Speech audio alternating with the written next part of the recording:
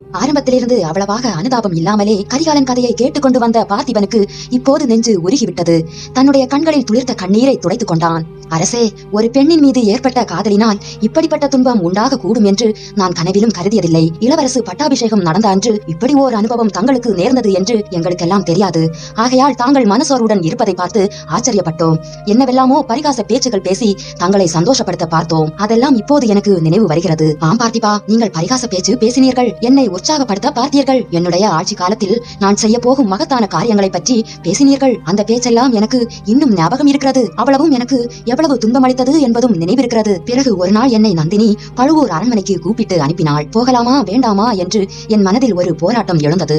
கடைசியில் போவதென்று முடிவு செய்தேன். பல விஷயங்களில் எனக்கு தோன்றியிருந்த சந்தேகங்களை அவளை கேட்டு தெரிந்து கொள்ள விரும்பினேன். அவளுடைய பிறப்பின் உண்மையை தெரிந்து கொள்ள விரும்பினேன். அந்த புறத்தில் என் தந்தை அன்று மூர்ச்சையடைந்து விழுந்ததற்கும் அங்கே நந்தினியை அவர் தற்செயலாக கண்டதற்கும் ஏதேனும் சம்பந்தம் இருக்குமோ என்ற சந்தேகம் கூட என் மனதில் தோன்றியிருந்தது. அன்றைய தினம் சக்கரவர்த்திக்கு விரைவில் மூர்ச்சை தெளிந்து விட்டாலும் மறுபடி அவர் பழைய ஆரோக்கியத்தை அடையவே இல்லை என்பது உனக்கும் நினைவிருக்கும். நந்தினியுடன் பேசுவதிலிருந்து எனக்கு அதுவரை விளங்காத மர்மம் ஏதேனும் வெளியாகலாம் என்று எண்ணினேன். இதையெல்லாம் ஒரு காரணமாக வைத்துக் கொண்டேனே தவிர உண்மையில் நான் சென்ற காரணம் அவளிடம் இருந்த காந்த சக்திதான். வேறு காரணங்களை சுட்டிக்காட்டிக் கொண்டு என்னை நானே ஏமாற்றிக் கொண்டு சென்றேன்.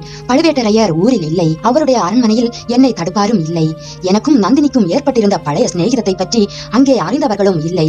இளவரசு பட்டம் கட்டிக்கொண்ட ராஜகுமாரன் பழுவூர் அரண்மனை ராணிமார்களிடம் ஆசி பெறுவதற்காக வருவதாகவே நினைத்தார்கள். அரண்மனை தோட்டத்தில் உள்ள லதா மண்டபத்தில் நந்தினியை நான் சந்தித்தேன். நந்தினியின் முன்னிலையில் நான் இருந்தபோது என் உடல் உள்ளம் இருதயம் எல்லாம் 1000 சுக்கல்களாகி விட்டன. என்னுடைய நாவிலே வந்த வார்த்தைகள் எனக்கே வியப்பை அளித்தன. இது என்ன இப்படி பேசுகிறோம் என்று நெஞ்சில் ஒரு பக்கம் தோன்றிக் கொண்டிருந்த போது வாய் ஏதேதோ உளறிக் கொண்டிருந்தது. எனக்கு இளவரசு பட்டம் சூட்டியதை பற்றி நந்தினி தன் மகிழ்ச்சியை தெரிவித்தாள். எனக்கு அதில் ஒன்றும் மகிழ்ச்சி இல்லை என்றேன். ஏன் என்று கேட்டாள். இது என்ன கேள்வி கேட்கிறாய்? எனக்கு எவ்வாறு மகிழ்ச்சி இருக்கும்? நீதான் இப்படி அநியாயம் செய்து விட்டாயே என்றேன். நான் சொல்வது அவளுக்கு விளங்காதது போல் நடித்தாள். இவ்விதம் பேச்சு வளர்ந்து கொண்டே போனது. என் நண்பை நிராகரித்தது பற்றியும் வீரபாண்டியனை காதலித்தது பற்றியும் அவள் மீது நான் குற்றம் சாட்டினேன். கிழவர் பழுவேட்டரையரை மணந்தது பற்றியும் குத்தலாக பேசினேன். இளவரசே, முதலில் தாங்கள் என் காதலை கொண்டீர்கள். பிறகு என்னை காதலித்தவனை என் கண் முன்னால் கொண்டீர்கள். என்னையும் கொன்றால் ஒழிய தங்கள் மனம் திருப்தி அடையாது போலிருக்கிறது. நான் உயிரோடு இருப்பதே தங்களுக்கு பிடிக்கவில்லை. நல்லது, என்னையும் கொன்று தங்கள் விருப்பத்தை பூர்த்தி செய்து கொள்ளுங்கள் என்று சொல்லி தன்னுடைய இடுப்பில் செருகியிருந்த சிறிய கத்தியை எடுத்து நீட்டினாள். நான் ஏன் உன்னை கொள்கிறேன்? நீ அல்லவா என்னை உயிரோடு வதைத்துக் கொண்டிருக்கிறாய் என்றேன். கடைசியில்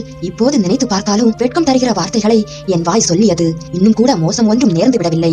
ஒரு வார்த்தை சொல்லு, இந்த கிழவனை விட்டுவிட்டு வந்து விடுவதாக சொல்லு. உனக்காக நான் இந்த ராஜ்யத்தை விட்டு வந்து விடுகிறேன். இருவரும் கப்பல் ஏறி கடல் கடந்து தூர தேசத்துக்கு போய்விடுவோம் என்றேன். நந்தினி அதை கேட்டு பயங்கரமாக சிரித்தாள். அதை நினைத்தால் இப்போது கூட எனக்கு ரோமம் சிலிர்க்கிறது. கடல் கடந்து தூர தேசத்துக்கு போய் நாம் என்ன செய்வது என்கிறீர்கள்? விறகு வெட்டி பிழைக்கவா அல்லது வாழைத்தோட்டம் போட்டு பிழைக்கவா என்றாள். அதெல்லாம் உனக்கு பிடிக்காதுதான். அர்ச்சகர் வீட்டில் வளர்ந்தவள் பழுவூர் ராணியாகிவிட்டாய் அல்லவா என்றேன். இளவரசே, இதோடு திருப்தி அடைவதாக எண்ணமில்லை. சோழ சாம்ராஜ்யத்தின் சிம்மாசனத்தில் சக்கரவர்த்தினியாக வீற்றிருப்பதாக உத்தேசம். தங்களுக்கு இஷ்டம் இருந்தால் சொல்லுங்கள். பழுவேட்டரையர் இருவரையும் கொன்றுவிட்டு சுந்தர சோழரை சிறையில் அடைத்துவிட்டு சக்கரவர்த்தியாகி என்னை தங்கள் பட்ட மகிழ்ச்சியாகி கொள்கிறதா இருந்தால் சொல்லுங்கள் என்றாள். ஐயோ, என்ன பயங்கரமான வார்த்தைகளை சொல்கிறாய் என்றேன். இளவரசே, காயமடைந்து படுத்து கிடந்த பாண்டியனை என் கண் முன்னால் கொன்றது பயங்கரமான காரியம் இல்லையா என்று நந்தினி கேட்டாள். இதனால் என் பகை கொழுந்துவிட தொடங்கியது. ஏதேதோ வெறி கொண்ட வார்த்தைகளை உளறி அவளை சபித்துவிட்டு கிளம்பினேன். அப்போதும் அவள் என்னை விடவில்லை. இளவரசே, எப்போதாவது தங்களுடைய மனதை மாற்றிக்கொண்டால் என்னிடம் திரும்பி வாருங்கள். என்னை சக்கரவர்த்தினியாக கொள்ள தங்கள் மனம் இடம் கொடுக்கும் போது வாருங்கள் என்றாள். அன்று அவளை விட்டு பிரிந்தவன் பிறகு அவளை பார்க்கவே இல்லை. இதையெல்லாம் கேட்டு பயங்கரமும் திகைப்பும் அடைந்த பார்த்திபேந்திரன், அரசே, இப்படியும் ஒரு ராட்சசி உலகில் இருக்க முடியுமா? அவளை தாங்கள் மறுபடி சந்திக்காததே நல்லதாய் போய்விட்டது என்று கூறி பெருமூச்சு விட்டான். அவளை நான் போய் பார்க்கவில்லை என்பது சரிதான். ஆனால் அவள் என்னை விட்டபாடில்லை. பல்லவா இரவும் பகலும் என்னை சுற்றி சுற்றி வந்து என்னை வதைக்கிறாள். பகலில் நினைவிலே வருகிறாள், இரவில் கனவிலே வருகிறாள். ஒரு சமயம் முகத்தில் மோகன புன்னகையுடன் என்னை கட்டி அணைத்து முத்தம் கொடுக்க வருகிறாள்.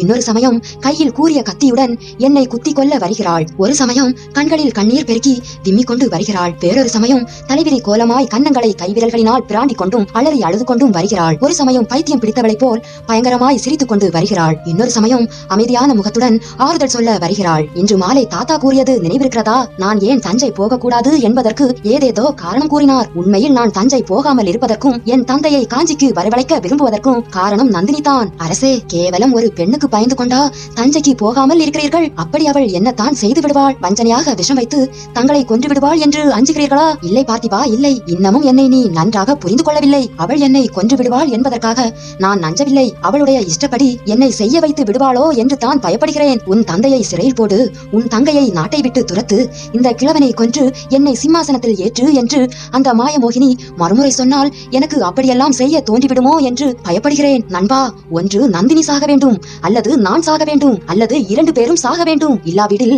இந்த ஜென்மத்தில் எனக்கு மன அமைதி கிடையாது. அரசே, இது என்ன பேச்சு? தாங்கள் ஏன் சாக வேண்டும்? எனக்கு அனுமதி கொடுங்கள். இலங்கைக்கு அப்புறம் போகிறேன். உடனே தஞ்சாவூர் சென்று அவளை கொன்றுவிட்டு வருகிறேன். பெண் தோஷம் எனக்கு வந்தாலும் வரட்டும். பார்த்திபா, அப்படி ஏதாவது செய்தால் உன்னை என் பரம எதிரியாகவே கருதுவேன். நந்தினியை கொல்லத்தான் வேண்டுமென்றால் என்னுடைய இந்த கையினாலேயே அவளை கொல்லுவேன். கொன்றுவிட்டு என்னையும் கொன்று கொண்டு மாளுவேன்.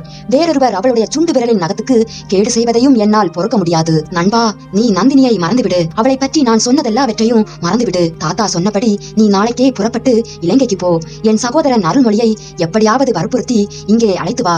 அவனை இங்கே இருக்க செய்வோம். பாட்டனும் பேரனும் யோசித்து என்ன வேணுமோ செய்து கொள்ளட்டும். நாம் இலங்கைக்கு செல்வோம். மீண்டும் கப்பல் ஏறி பெரும்படையுடன் கீழே கடல்களில் செல்வோம். சாவகம், புஷ்பகம், கடாரம் முதலிய தேசங்களுக்கு சென்று வெற்றி கொடி நாட்டுவோம். பிறகு மேற்கே திரும்புவோம். அரபு, பாரசீகம், மிசிரம் முதலிய நாடுகளுக்கு சென்று அங்கெல்லாம் தமிழர் வீரத்தையும் புலிகொடியையும் நிலைநாட்டுவோம். பார்த்திபா, அந்த நாடுகளில் எல்லாம் கற்பு என்னும் கட்டுப்பாடு இந்த நாட்டில் உள்ளது போல் கிடையாது என்பது உனக்கு தெரியுமா? அரசர்கள் தங்கள் இஷ்டம் போல் அவர்களுடைய ஆட்சியின் கீழ் உள்ள எந்த பெண்ணையும் அழைத்து சென்று அந்த புறத்தில் சேர்த்துக் கொள்வார்களாம். பார்த்திபன் இதற்கு மறுமொழி சொல்வதற்குள் திருக்கோவலூர் மலையமான் அங்கு வந்து சேர்ந்தார். அரவான் கதையைப் போல் அற்புதமான கதை இந்த உலகத்திலேயே கிடையாது. ஆனால் இன்னுமா நீங்கள் தூங்காமல் பேசிக் கொண்டிருக்கிறீர்கள்? பார்த்திபேந்திரா, நாளைக்கு இலங்கைக்கு புறப்பட வேண்டும் என்பது உனக்கு நினைவிருக்கிறதல்லவா என்று கேட்டார் மலையமான் அரசர்.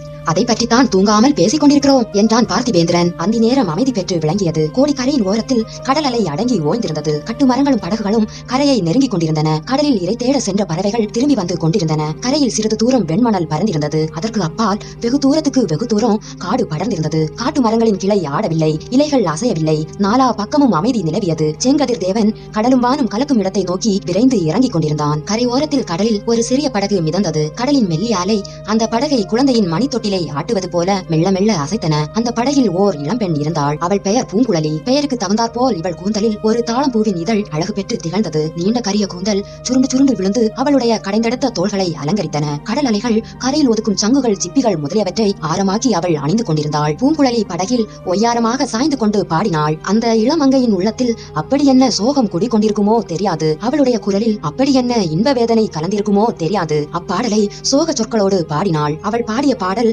கேட்போரை விம்மி விம்மி அழ வைக்கும் சோக பாடலாக இருந்தது. பூங்குழலி பாடலை நிறுத்திவிட்டு படகின் துடுப்பை 4 தடவை வலித்தாள். படகு கரை அருகில் வந்து சேர்ந்தது. பூங்குழலி படகிலிருந்து துள்ளி குதித்து கரையில் இறங்கினாள். படகை கரையில் இழுத்து போட்டாள். கரையில் சில கட்டுமரங்கள் கும்பலாக கிடந்தன. அவற்றின் மீது படகு சாய்ந்து நிற்கும்படி தூக்கி நிறுத்தினாள். சாய்ந்து நின்ற படகில் தானும் சாய்ந்து கொண்டு ஒரு முறை சுற்றும் முற்றும் பார்த்தாள். அதோ கலங்கரை விளக்கின் உச்சி மண்டபத்தில் தீ மூட்டியாகி விட்டது. தீ சுடர் விட்டு எரிகிறது. இனி இரவெல்லாம் அந்த ஜோதி எரிந்து கொண்டிருக்கும். கடலில் செல்லும் மரக்கலங்களுக்கு அது அருகில் நெருங்க வேண்டாம் என்று எச்சரித்துக் கொண்டிருக்கும். கோடிக்கரை ஓரத்தில் கடலில் ஆழமே கிடையாது. கட்டுமரங்களும் சிறிய படகுகளும் தான் அந்த பகுதியில் கரை ஓரமாக அணுகி வரலாம். மரக்கலமும் நாவாயும் நெருங்கி வந்தால் தரை தட்டி மணலில் புதைந்துவிடும். வேகமாக தரையில் மோதினால் கப்பல் பிளந்து உடைந்து போய்விடும். எனவே கோடிக்கரையில் உள்ள கலங்கரை விளக்கம் கப்பல் ஓட்டிகளுக்கு மிகவும் அவசியமான உதவியை செய்து வந்தது. மற்றொரு பக்கத்தில் குட்டை மரங்கள் அடர்ந்த காட்டின் நடுவில் கோபுரம் ஒன்று தலை தூக்கி நின்றது. அதன் அடியில் கோடிக்கரை குலகர் கோயில் கொண்டிருந்தார். இந்த கலங்கரை விளக்கம் சில ஆண்டுகளுக்கு முன்பு முதல் பரந்தாகரின் காலத்தில் கட்டப்பட்டது. கலங்கரை விளக்கத்தில் பணி செய்வோருக்கென்று சில ஓட்டு வீடுகள் அதை சுற்றி கட்டப்பட்டன. கோடிக்கரை குலகர் கோயிலில்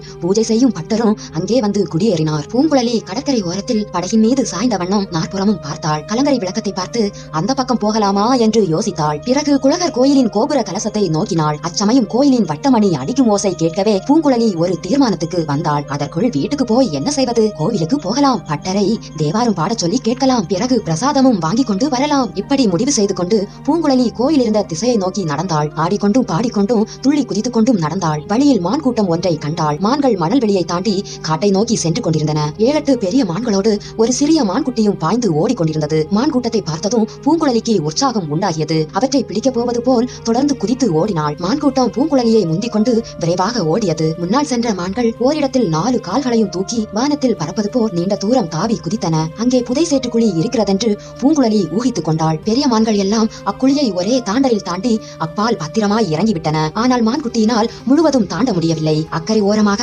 அதன் பின்னங்கால்கள் சேற்றுக்குழியில் அகப்பட்டுக் கொண்டன. முன்னங்கால்களை கரையில் ஊன்றி மான்குட்டி மட்டும் கரையேற முயன்றது. ஆனால் அதன் பின்னங்கால்கள் சேற்றில் மேலும் மேலும் புதைந்து கொண்டிருந்தன. தாய்மான் கரையில் நின்று குட்டியின் நிலையை கவலையுடன் நோக்கியது. அதனால் தன் குட்டிக்கு உதவி எதுவும் செய்ய முடியவில்லை. இதையெல்லாம் ஒரு நொடியில் பார்த்து அறிந்து கொண்ட பூங்குழலி அந்த புதை சேற்றுக்குழி எங்கே முடிகிறது என்பதை கண்டு தெரிந்து கொண்டாள். புதைக்குழி ஓரமாக ஓடி சென்று கெட்டியான இடத்தின் வழியாக கடந்து எதிர்ப்புறத்தில் மான்குட்டி சேற்றில் அகப்பட்டுக் கொண்டு தவித்த இடத்தை அணுகினாள். தாய்மான் முதலில் பூங்குழலியை கண்டு மிரண்டது. பூங்குழலிக்கு மானின் பாஷை தெரிந்தது போல் மிருதுவான குரலில் அவள் ஏதோ சொல்லவும் தாய்மான் பயம் நீங்கி நின்றது.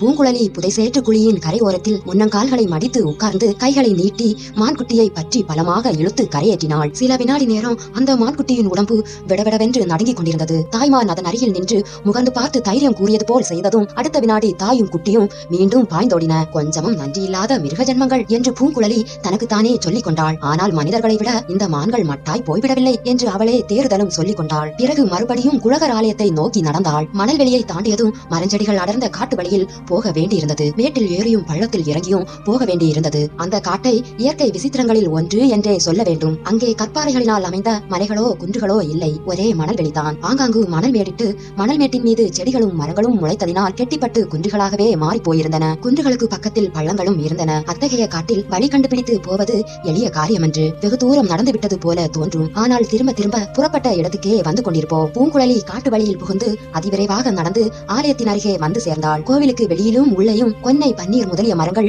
ஓங்கி வளர்ந்து மலர்ந்து குலுங்கிக் கொண்டிருந்தன. பூங்குழலி ஆலயத்துக்குள் போனாள். பட்டர் அவளை பார்த்து முகம் மலர்ந்தார். அந்த கோயிலுக்குள் சாமி தரிசனம் செய்வதற்காக வருவோர் அருமை. தேங்காய் மூடியும் பிரசாதமும் கொண்டு வந்து பட்டர் கொடுத்தார். அம்மா, கொஞ்சம் காத்திருக்கிறாயா? நானும் இதோ சந்நிதியை பூட்டிக் கொண்டு வீட்டுக்கு வருகிறேன் என்றார். இருட்டிய பிறகு அந்த காட்டு வழியில் செல்வது கொஞ்சம் சிரமமான காரியம்தான். ஆனால் வழிகாட்டுவதற்கு பூங்குழலி இருந்தால் கவலையே கிடையாது. இருக்கிறேன் ஐயா, எனக்கு அவசரம் ஒன்றுமில்லை. மெதுவாக கோயில் கைங்கரியங்களை முடித்துக் கொண்டு புறப்படுங்கள் என்று பூங்குழலி கூறிவிட்டு கோயில் பிரகாரத்துக்கு வந்தாள். மரக்கிளை ஒன்றை பிடித்துக் கொண்டு பிரகாரத்தின் மதில் சுவரின் மேல் தாவி ஏறினாள். மதில் மூலையில் நந்தி பகவானுடைய பெரிய சிலை ஒன்று அமைக்கப்பட்டிருந்தது. அந்த சிலை மீது சிறிது சாய்ந்த வண்ணம் மதில் மீது காலை நீட்டி படுத்தாள். தேங்காய் மூடியை பல்லினால் சுரண்டி சாப்பிடத் தொடங்கினாள். நாலாபுறமும் இருள் சூழ்ந்து வரும் விசித்திரத்தை பூங்குழலி பார்த்துக் கொண்டிருக்கையில் குதிரையின் காலடி சத்தத்தை கேட்டாள். சத்தம் வந்த வழியே ஆவலுடன் பார்த்துக் கொண்டிருந்தாள். குதிரையின் காலடி சத்தம் அவளுடைய உள்ளத்தில் ஏதேதோ பழைய ஞாபகங்களை எழுப்பி அவளை கனவு லோகத்துக்கு கொண்டு போனது. இனம் தெரியாத துக்கம் வந்து நெஞ்சை அடைத்தது. வருகிறது யாரா இருக்கக்கூடும். யாரா இருந்தால் நமக்கென்ன கவலை? கொஞ்சம் காலமாக புது ஆட்கள் வருகிறதும் போகிறதும் அதிகமாய்த்தான் இருக்கிறது. ராஜாங்க காரியமாக